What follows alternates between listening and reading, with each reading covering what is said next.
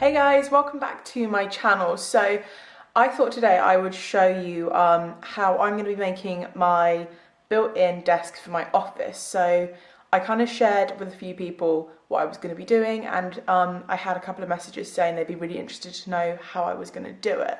So I'm going to walk you through it today, what I bought, what I've used, how I kind of measured up and everything, and I'll obviously show you what it looks like in the end as well.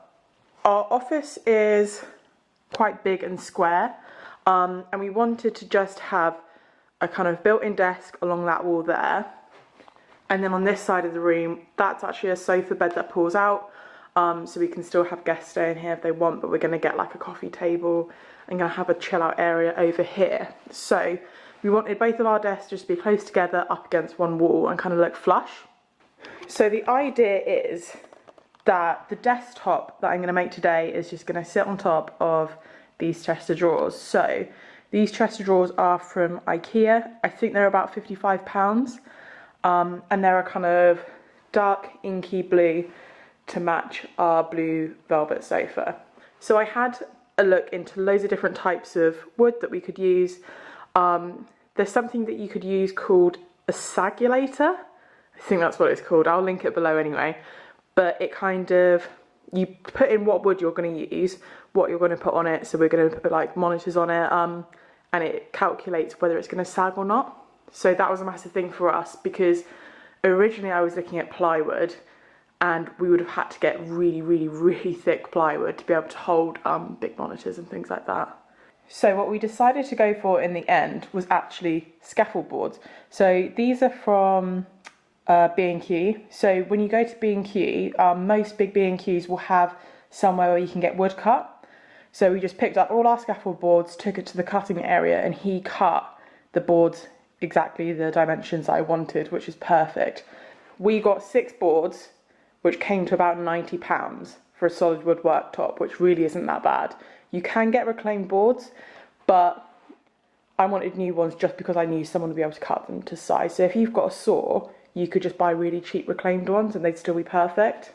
So we obviously couldn't get boards to go the full width. So I measured from this wall to that wall, obviously divided it so we could have 2 different desktops. So we've got 3 planks to go here, which we're going to fasten together. And then we'll have a separate desktop here with 3 planks to go together. So there will be a seam in the middle, but it's not that big a deal. And then also what we got from IKEA are these to fasten underneath.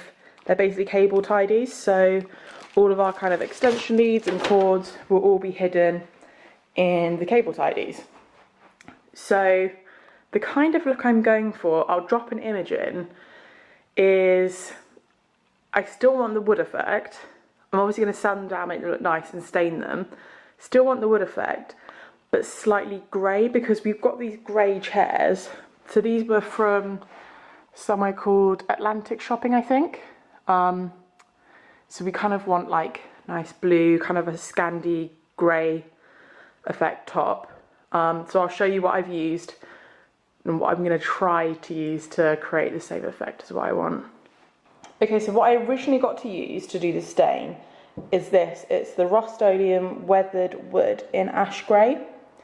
So it's meant to give you a nice kind of grey tone to the wood, kind of like rusticy.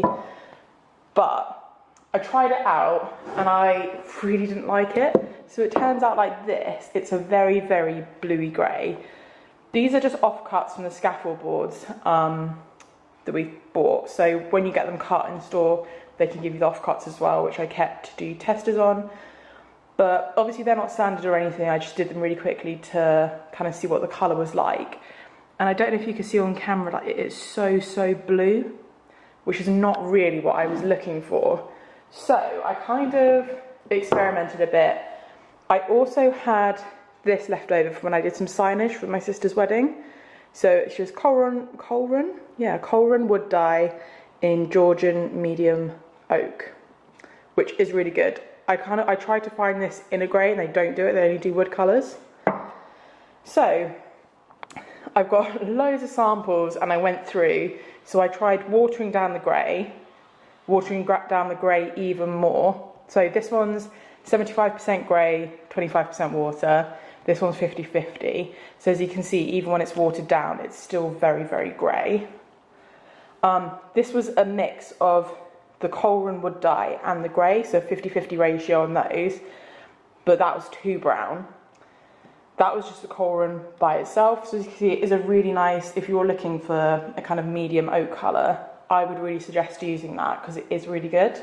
But obviously that's just not what we're looking for. So then I kept on mixing up, so that's 75% grey, 25% of the Colran wood dye, which is still a bit browny, and this is 6 parts of the grey, 1 part of the wood, still a bit brown for our liking. This is 6 part grey, 1 part of the wood stuff, and then 3 parts water, which is still a bit brown. I spent a lot of time doing this, guys. 6 parts grey, 1 part wood, 6 parts water, until we got to the end here. So I think this is the one that we're going to go for. I'm not sure if you can see on camera, but you can still see the wood effect come through it. It's 8 parts of the grey, 1 part of the wood, and 6 parts of water. So it's quite a watered down version, but it's kind of like a mix of the two. So it's taken out that kind of really, really cold bluey tone of the grey, but it's still got a nice kind of driftwood looking grey effect. And I took these upstairs to see it in the light upstairs and compare it to the chairs, and the one on the right goes really, really well with the chairs. So I think we are going to go for this one. So I did spend longer than I wanted to kind of finding the right colour. I had hoped that I would just buy that grey wood stain and it would be perfect, but it wasn't. But this is why you should always test things, guys. Like, keep the offcuts of the wood, because then you know it's the same tone of wood, it's from the same cut. You can test it, you'll know what it's going to turn out like. There's nothing worse than staining a desktop or whatever it may be and then finding out it does not look the way you want it to, because it's a waste of time and it's a waste of money. So always do a little test before you get started. Okay, right, so I'm ready to get started. Hair is up, which means business. So I've gotten all my planks ready, so I've made sure they're all level. I'm pushing them up against the skirting board to make sure they're all even. And then I'm using an offcut here to kind of push them together and make sure they're all lining up properly. This is going to be the underside of the scaffold board, so I've made sure the nicer side of the board is face down, because obviously this could be the underside, so it doesn't matter as much. So what I'm going to do is fasten the 3 planks together first, then take them outside, flip them over, and I've got an electric sander to sand the top so it's all nice and even. So the reason I'm doing it that way rather than sanding them first is because I want them to all sit really, really flush, and right now they're like a little bit uneven, so I thought if I fasten them together first, then sand the top while they're as a desktop, it will mean that they kind of sit nicer together. So these are what I'm going to use to fasten the planks together. So I think these are just from Amazon, I'll leave the link below, but they're just flat steel plates, 160mm by 40mm, and they're pre-drilled. Gonna line them up, mark them out. I have a gimbal to make the holes, and then I've got some wood screws to screw in. So the ones I think I'm going to use, I need to measure them up first, are 4mm diameter by 25mm length. So those should be fine for what I've got, like width-wise, but obviously depending on what wood you buy, you may need different length ones.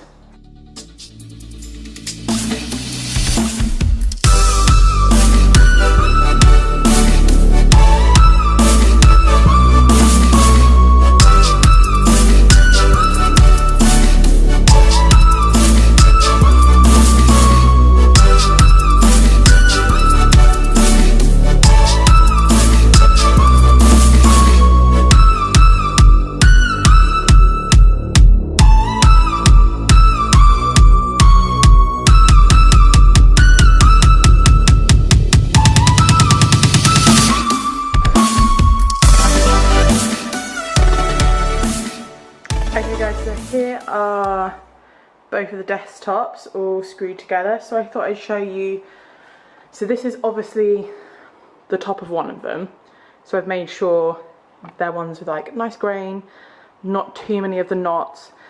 So I've screwed it together so it sits pretty flush, but obviously I'm going to sand it all down anyway, which will make it a lot more smoother. And then this is the underside of the other one.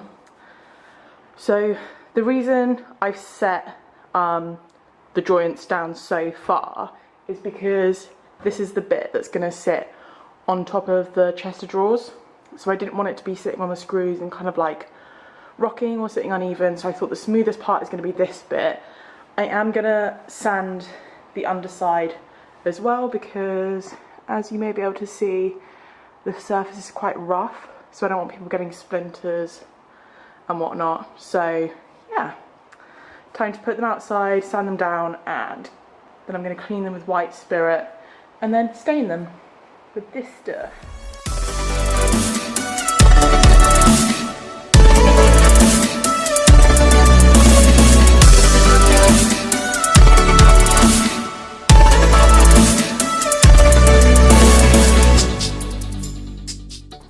Right, so I've just finished sanding down both of the desktops. I've had to bring them inside because it's literally about to start chucking down. I'd recommend definitely doing the sanding outside, or if you've got a garage. So I didn't do it in my garage just because there's so much crap in there. Right, so I've wiped both of the desktops down with white spirit just to get rid of all of the dust and dirt before I stain them. So they're all ready to be stained. I've just got to mix together my stuff now. So I'll take you through what I'm going to do. So from my samples, I worked out the right kind of colour for me was 8 parts of the grey, which is the Rust-Oleum weathered wood and ash grey. So that one, I'll leave the link for that below as well. 1 part of the coral and wood dye in Georgian medium oak, and then I'm going to do 6 parts water to water it down. So I'm going to mix up more than I'm probably going to need.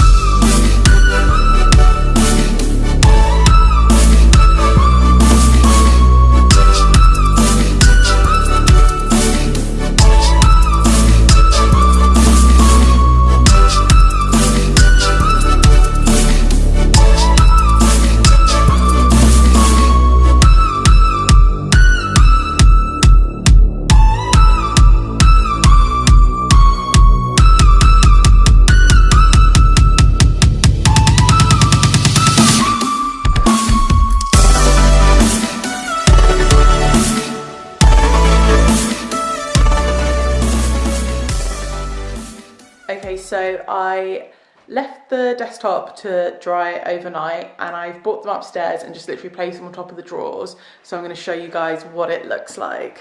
Ta-da! So yeah, the desktops literally just sit on top of these. They're not fastened at all.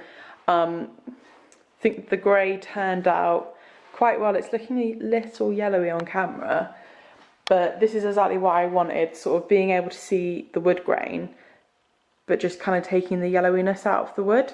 Also, what I think I'm going to do is buy a massive piece of Perspex, because you can get it cut to size online, and it just means that the top of the desk is going to be really, really smooth when we want to use like our mouse and stuff.